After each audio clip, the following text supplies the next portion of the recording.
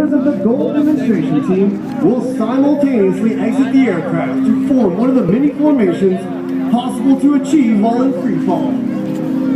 The jumpers are out and the smoke is on. We now have members of the Golden Knights rapidly approaching speeds of 120 miles per hour.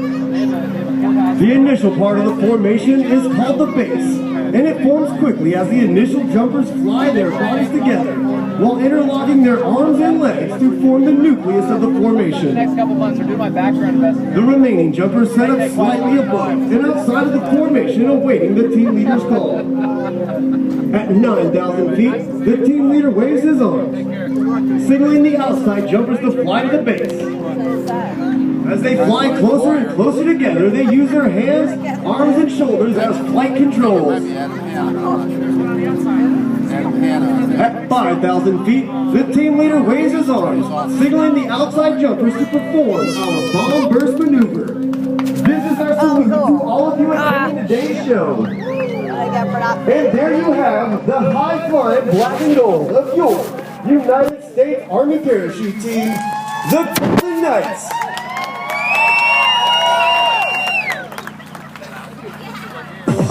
At 2,000 feet, these jumpers can hear you well, so please continue to wave your arms and hats in the air and let them know where we are.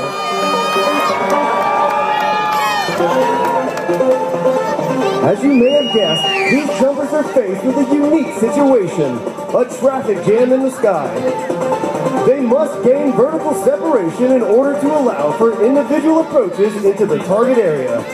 This is accomplished by pulling down on the front part of the parachute and spiraling down at speeds in excess of 60 miles per hour. They do this in order to set up a traffic pattern, just like you might see aircraft do at a busy airport.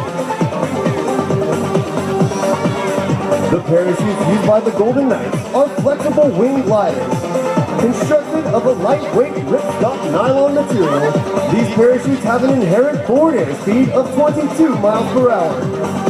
To turn left, the jumper pulls down on the left steering line. To turn right, the jumper simply pulls down on the right steering line. As these jumpers near the ground, they will pull down on both steering lines simultaneously for the safest and softest possible landing. At 1,000 feet, the jumper does what is called a wind penetration check, checking his speed and distance across the ground. He then flies a downwind leg, a base leg, 90 degrees to the target, then faces into the wind for his final approach. The jumper keeps a close eye on the windsock located in the target area, stops his parachute, and lands dead center on the target. As this next jumper enters, you may notice the 7 openings in the front of his parachute, allowing air to be forced in, inflating the flexible wing glider. Looking high and to your left, it may appear as if canopies have become entangled, but that is not the case.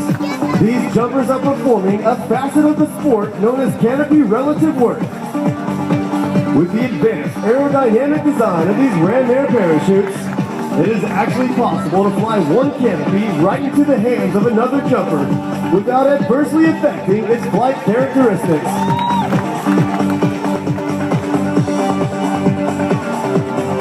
The average Golden Knight is 26 years old, has over 1,200 free fall parachute jumps, and is proficient in one of the over 200 military occupational specialties available in today's Army. He or she joined the Army for a multitude of reasons that include training, educational benefits, travel, adventure, and excitement. In short, to get an edge on life and become Army strong.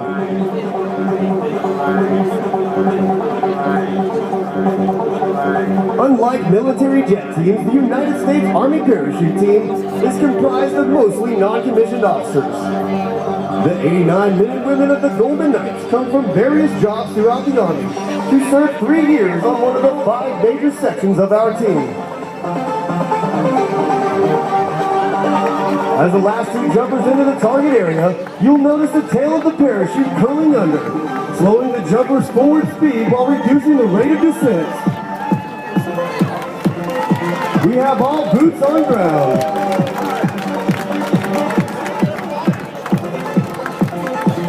United States Army Parachute Team was formed in 1959 at the home of the Airborne, Fort Bragg, North Carolina. At that time, the team consisted of 19 original members.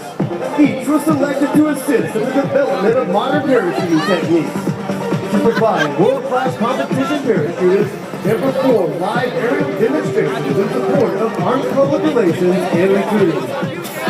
In 1961, we were designated the Army's official aerial demonstration unit. And 1 year later, we adopted our nickname, the Golden Knights.